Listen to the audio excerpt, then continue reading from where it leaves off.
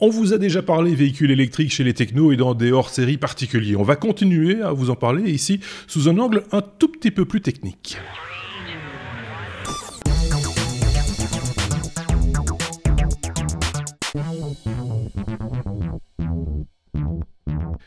Et pour en parler de manière un peu plus technique, on a trouvé un consultant, je serais presque tenté de dire de luxe. C'est un nouveau venu dans l'équipe, vous allez prendre l'habitude de le voir régulièrement d'ailleurs. Il s'agit d'Aurélien. Salut Aurélien, on te voit pour la première fois chez les technos. Au départ, tu es un auditeur, lambda, je serais presque tenté de dire, mais qui s'intéresse de près aux nouvelles technologies, on va vite le comprendre et comprendre les raisons. Et tu nous as contacté en disant, moi j'ai des trucs à dire, on peut parler plein de trucs, on peut parler entre autres de véhicules électriques, donc voilà, c'est la raison pour laquelle on se retrouve ici sur ce hors-série. Je vais te demander juste de te présenter en quelques mots, tu as déjà fait 2-3 trucs dans la vie. Bonjour à tous, Aurélien, j'ai 35 ans, je suis ingénieur en mécanique à la base et j'ai fait un doctorat en électrotechnique et en électromécanique. Sur les machines électriques et leur dimensionnement dans le cadre d'applications automobiles. D'accord. Plus spécifiquement, je pense que c'était le fameux start-stop qu'on connaît tous maintenant sur des voitures d'un certain gabarit. On s'arrête au feu rouge, le moteur s'arrête, on repousse sur la pédale, pouf, le moteur se remet en route automatiquement. Tu as bossé beaucoup là-dessus, toi. Voilà, en fait, j'ai travaillé sur le développement des machines électriques qui permettent et des démarreurs qui permettent de redémarrer le moteur thermique au feu lorsque vous êtes en ville et que le moteur thermique s'arrête, soit en embouteillage, soit au feu. L'intérêt majeur, c'est que lorsque le moteur thermique est arrêté, vous ne consommez plus de gasoil et vous ne polluez plus. Et plus généralement, je m'intéresse à tous les... et je travaille sur tous les systèmes électromécanique dans lequel il y a une source d'alimentation, une batterie ou autre chose, et on vient transformer cette énergie en énergie électrique ou en énergie mécanique, ou l'inversement.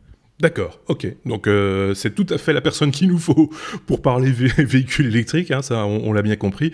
Et on va parler dans ce hors-série, je vous le disais, des aspects plus techniques, parce que c'est vrai qu'on les aborde, on les effleure, hein, chaque fois qu'on parle d'un vélo, assistance électrique, d'une trottinette, etc. On effleure l'aspect technologique. Mais ici, c'était l'occasion, avec Aurélien, de creuser un petit peu plus profond, on va dire, et de mettre en évidence les différents, organes du véhicule électrique. Un véhicule qui est pas neuf, hein, quand on creuse un peu, Aurélien, ça remonte quand même il y a quelques temps, le véhicule électrique. Oui, c'est pas une idée toute neuve, ça c'est clair. Les premiers véhicules électriques ils sont apparus dans les années 1880-90, donc il y a plus de 100 ans maintenant. Alors à l'époque c'était assez rudimentaire, hein. Il y avait une batterie et puis une machine à courant continu, et puis il y avait un vaillant conducteur qui basculait le contacteur, et puis ça avançait. Je sais pas trop comment ils maîtrisaient la chose ou les vitesses, mais en tous les cas ils ont quand même fait quelques prouesses, puisque en 1899 il y a une voiture qui est assez connue qui s'appelle la Jamais Contente, hein, que vous voyez à l'écran, qui a battu un record de vitesse, les 105 km/h. C'était quand même quelque chose qu'il faut souligner. Cette voiture, pour ceux qui nous écoutent et qui n'ont pas l'image, c'est une espèce de cigare en aluminium monté sur roue, hein, je vais dire ça comme ça.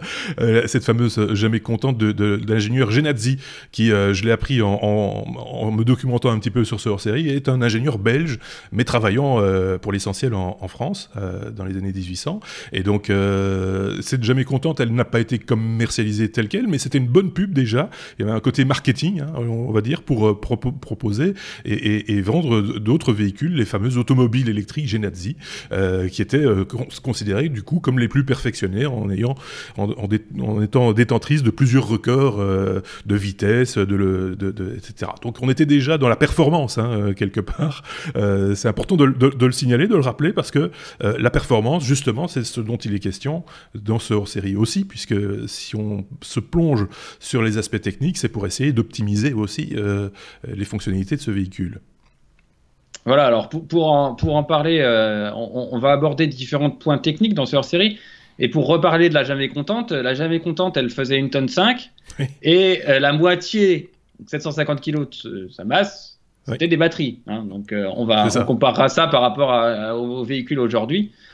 Et puis vous verrez que la masse, c'est quand même un élément critique dans le véhicule électrique. Ouais, donc, on y reviendra d'ailleurs, comme le CX d'ailleurs, mais on va y revenir d'ici quelques instants.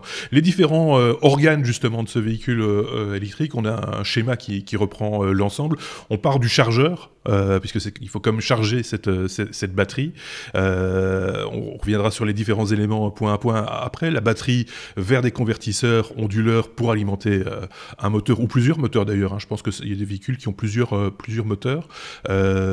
Également un convertisseur courant continu vers courant continu pour abaisser la tension à du 12 volts, puisque évidemment on a encore toujours des organes dans la voiture tels que l'ERCO, tels que l'autoradio et des choses ainsi qui sont normalisés et sont en 12 volts, donc il faut aussi du 12 volts dans la voiture. On commence par le chargeur peut-être, Aurélien.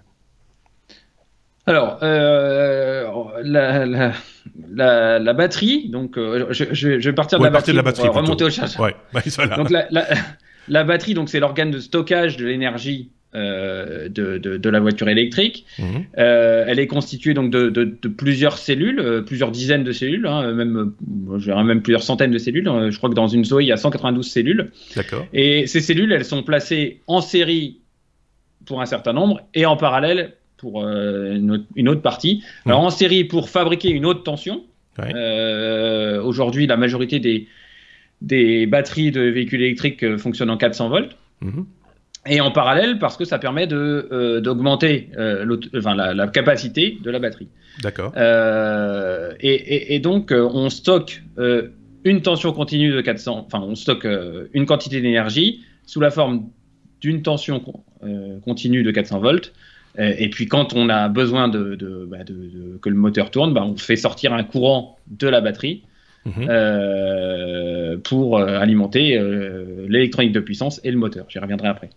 Donc ce chargeur dont tu voulais parler, oui. Alors on peut charger, il y a différents types de chargeurs. On peut charger la batterie à partir d'un réseau domestique, qui est donc une tension sinusoïdale monophasée.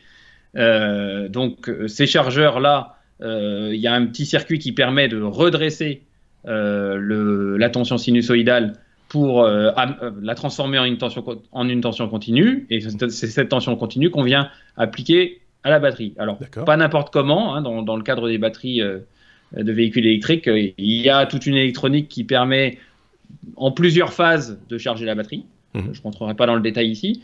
Alors ça c'est la première solution. La deuxième solution, pour aller plus vite, parce que avec votre réseau domestique vous ne pouvez pas tirer une puissance et donc un courant très élevé. Donc il y a des chargeurs qu'on peut trouver en ville, hein, qui sont sur des bornes. Des bornes, voilà, qui fournissent, qui partent d'un réseau triphasé, qui de la même façon redressent le réseau triphasé pour obtenir une tension continue et vous permet de délivrer une puissance plus importante et donc vous allez charger votre véhicule plus vite. Et puis le nec plus ultra, hein, c'est les bords d'autoroute type superchargeur où là on vous délivre directement une tension continue. Autoroute 400 volts avec un courant très élevé. Hein. D'ailleurs vous avez qu'à regarder la taille des câbles qui sortent de ces chargeurs-là. Hein. C'est des câbles qui sont plutôt avec un gros diamètre. Donc, on fait passer beaucoup de courant là-dedans et ça vous permet de recharger votre batterie. C'est aujourd'hui le moyen le plus rapide de recharger votre batterie. C'est ça. Donc sur une autoroute, en l'occurrence, quand on a besoin justement de gagner du temps, on a juste le temps peut-être d'aller prendre pas un café, mais un repas peut-être, parce que ça prend quand même un peu de temps. Donc, mais par contre, on n'a pas 8 heures devant soi, quoi. Ça c'est clair. Donc il faut... on recherche, enfin tu me diras ça dépend de la capacité de la batterie, mais... Oui, mais je crois qu'une Tesla, sur un superchargeur Tesla, sur l'autoroute A6, il y a des chargeurs qui vous permettent de recharger, alors je veux pas dire de bêtises, mais 70 à 80% de votre batterie en une trentaine de minutes, quelque chose comme ça. Donc oui, ça vous laisse le temps pour prendre un café, un croissant, et puis voilà, c'est ça. Donc c'est pas plus mal aussi. Évidemment, c'est toujours plus long, et on y reviendra peut-être aussi, que de remplir son réservoir, mais ça, c'est un autre débat. Ouais, mais ça oblige à faire des pauses, et les pauses, on sait bien que c'est important. Effectivement. Dans l'électronique embarquée, il y a également donc ce convertisseur courant continu vers courant continu, parce qu'il va falloir abaisser cette tension, comme je le disais, pour l'équipement de bord, quoi. Voilà, tout à fait. Donc tout ce qui est les phares, les plafonniers, les lève-vitres, les autoradios. Tout l'équipement classique d'une voiture. Tout l'équipement classique d'une voiture reste en 12 volts. Et donc, il y a un convertisseur qui prend la tension, qui est relié donc à la batterie, qui prend la tension de 400 volts et qui la transforme en 12 volts. D'accord. Ensuite, pour réellement la partie propulsion de la voiture, on a deux types d'électronique. On a une électronique de puissance et une électronique de commande. L'électronique de puissance, elle va transformer la tension continue et le courant continu qui sortent de la batterie vers... alors généralement, c'est une tension triphasée que le moteur va être capable de prendre va être capable de transformer en énergie mécanique vers les roues. Et l'électronique de commande, c'est tout ce qui va...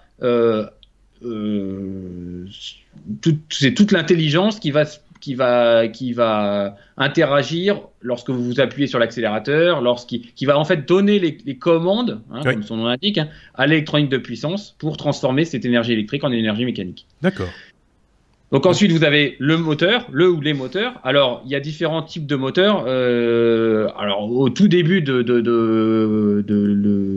voitures électriques, vous avez peut-être connu la Peugeot 106 électrique, qui était un moteur à courant continu, alors qui nécessitait un certain entretien. Ça, aujourd'hui, on n'en fait quasiment plus. Et puis, vous avez certains véhicules comme les Twizy qui sont équipés de moteurs asynchrones.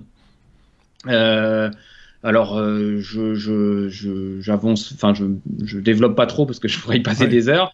Et puis, on va dire que maintenant, la majorité des véhicules électriques commercialisés, c'est des moteurs synchrones. Donc, il faut un autopilotage, et c'est cette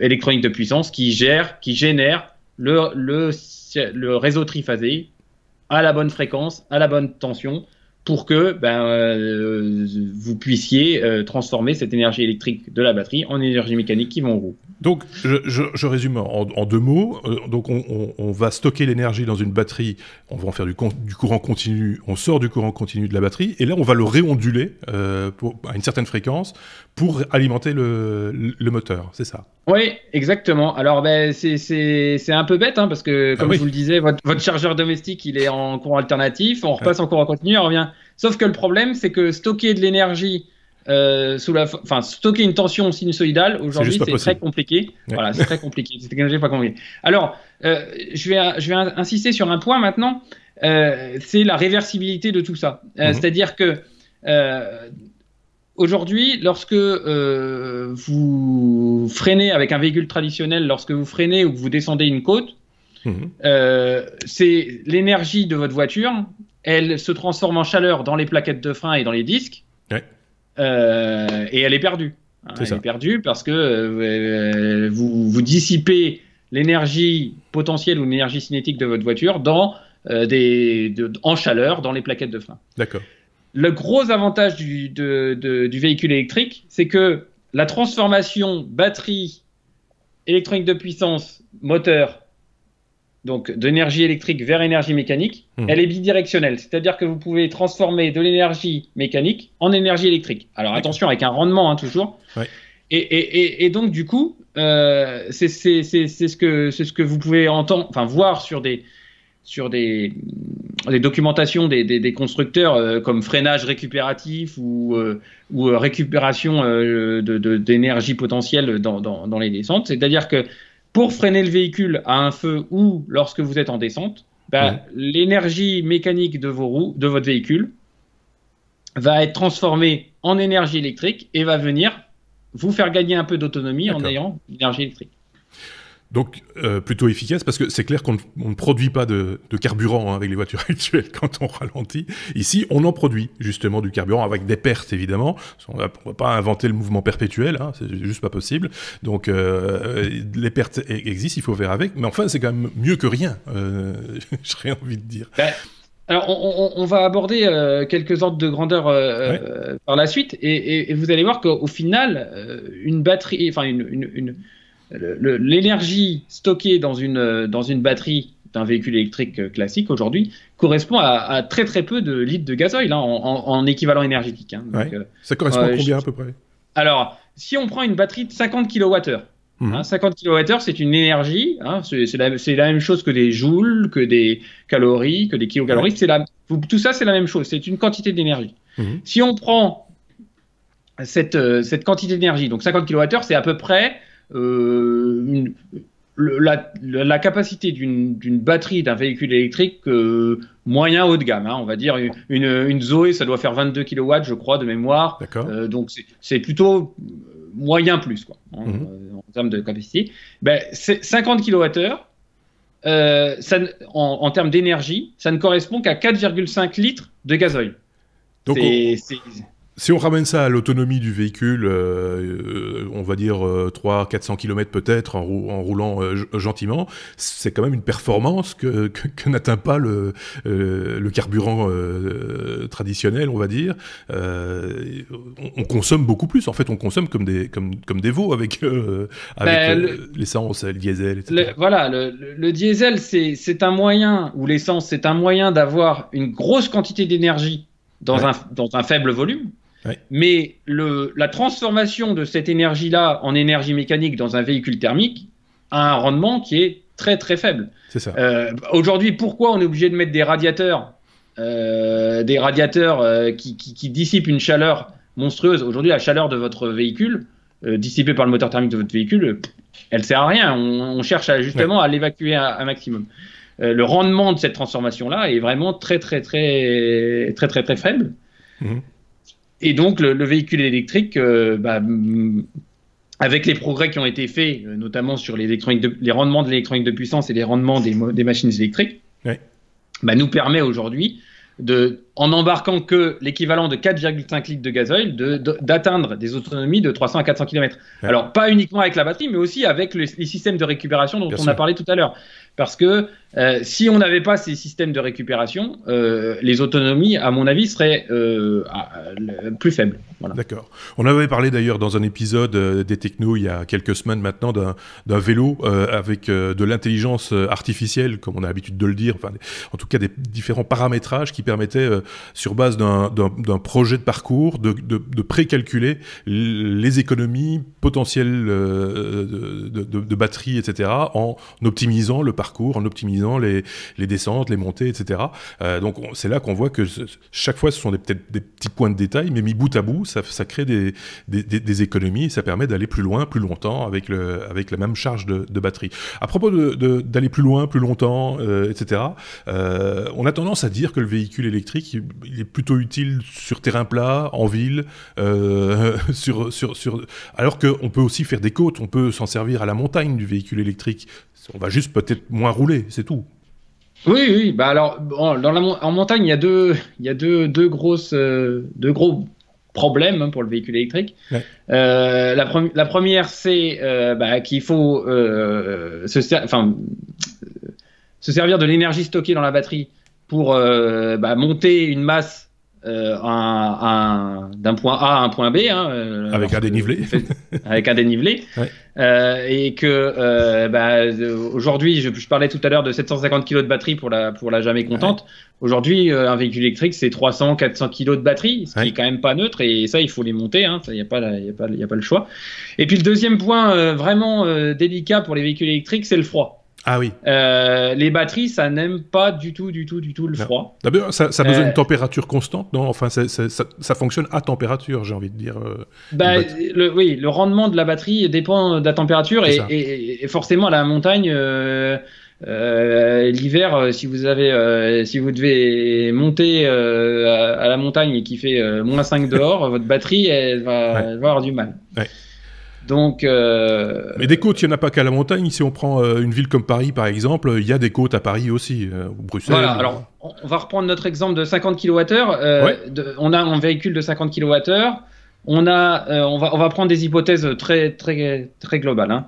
50 kWh, une batterie, montée dans un véhicule de 1,5 tonne avec son chauffeur. Hein.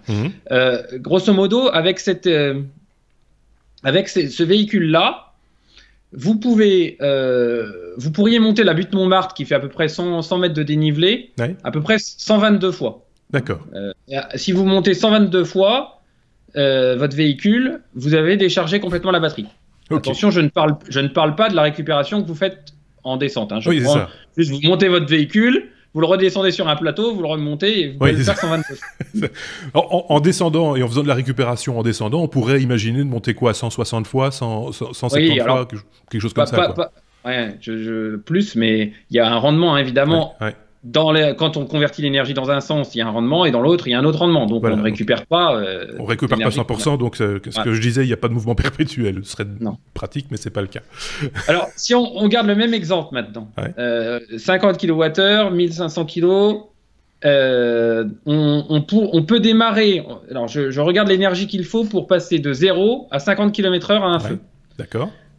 Sans parler donc des frottements des pneus sur la route, ni des frottements à éclairs, juste passer une masse de 0 à 50 km, une masse de 1500 kg, de 0 à 50 km/h, on peut le faire à peu près 1200 fois avec une batterie de 50 kWh. D'accord. Ce qui est pas mal.